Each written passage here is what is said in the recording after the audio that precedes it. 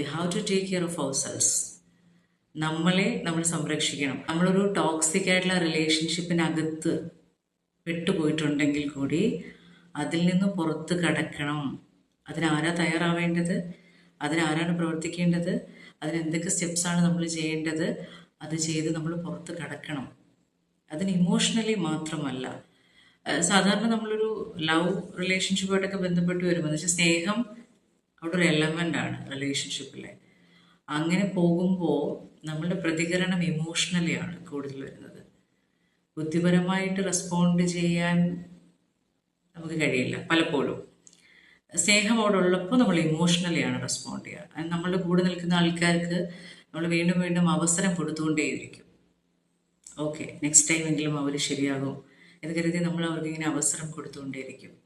അങ്ങനെ ബ്ലൈൻഡായി പോകാതിരിക്കുക, നമ്മളെ പ്രൊട്ടക്റ്റ് ചെയ്യുന്ന ഉത്തരവാദിത്വം ഏറ്റെടുക്കുക.